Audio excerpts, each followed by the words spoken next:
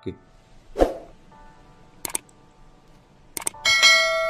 नमस्कार विद्यार्थी मित्रांनो, तुम्हा सर्वांचे पुन्हा एकदा सहर्ष स्वागत. मागील भागात आपण रंध्यांच्या वेगवेगळ्या पार्ट्सची माहिती घेतली आणि रंध्यांचा वापर कसा करावा ते बघितलं. आजच्या या भागात आपण रंध्यांच्या विविध प्रकारांविषयी माहिती घेणार आणि लाकडावरील वेगवेगळ्या कामांसाठी वेगवेगळ्या रंध्यांची निर्मिती ही जी केली गेली आहे त्या काही ठराविक कामांसाठी जे ठराविक रंधे वापरले जातात त्या सर्वांची माहिती आपण आजच्या या व्हिडिओमध्ये घेऊ. आपण जॅक प्लेन पासून सुरुवात करूयात. सर्वप्रथम आहे जॅक प्लेन. यालाच मोठा रंधा असे म्हणतात. लाकडाच्या कामामध्ये याचे सर्वात मोठे योगदान मानले जाते. साधारणतः 350 मिलीमीटर याची लांबी असते आणि आपल्या दोन्ही हातांचा वापर करून हा रंधा वापरला जातो. पुढचा जो आहे तो आहे ट्राय प्लेन. ट्राइंग प्लेन यालाच जॉइंटर प्लेन असे पण म्हणतात. हा थोडा आकाराने मोठा असतो. याची लांबी 600 ते 700 मिलीमीटर एवढी असते. लाकडाच्या मोठमोठ्या फळ्या जॉईंट करून समतल रेषेत दिसाव्या यासाठी या ट्राय प्लेनचा वापर करतात. त्यानंतर पुढचा रंधा आहे स्मूथिंग प्लेन.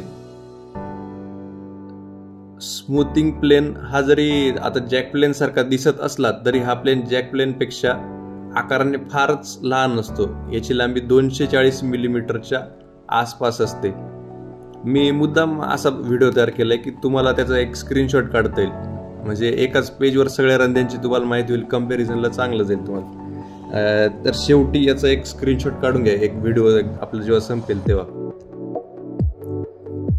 त्यानंतर पुढचं आहे रिबेट प्लेन.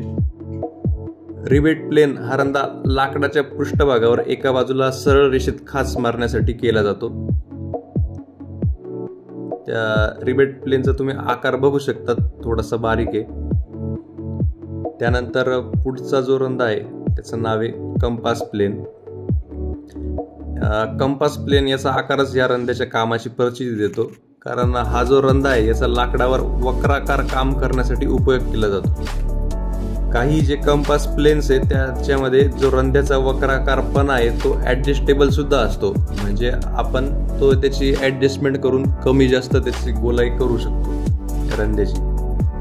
त्यानंतर पुढचा जो प्लेन येतो त्याचं नाव आहे प्लव प्लेन.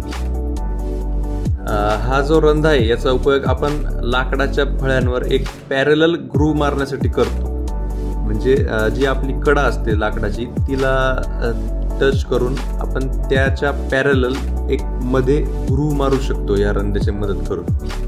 याच्या पुढचे जे रंधे ते काही असे ठराविक विशेष कामांसाठी वापरले जातात. त्यानंतर पुढचा नंबर येतो तो स्पोक शेव प्लेनचा. नावाप्रमाणेच जसे शेविंगसाठी इन्स्ट्रुमेंट असते तसे हा रंधा दोन्ही हातांचा वापर करून लाकडावर आपल्याला ठराविक जागी जिथे प्लेन करायचे तिथे वापरला जातो, किंवा असे कर्व प्लेनिंग वगैरेसाठी याचा वापर केला जातो. आपले मोठे रंधे जे ते स्ट्रेट प्लेनिंगला आपण वापरतो.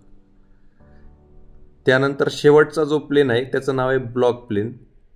हा जो ब्लॉक प्लेन आहे हा आकाराने फारच लहान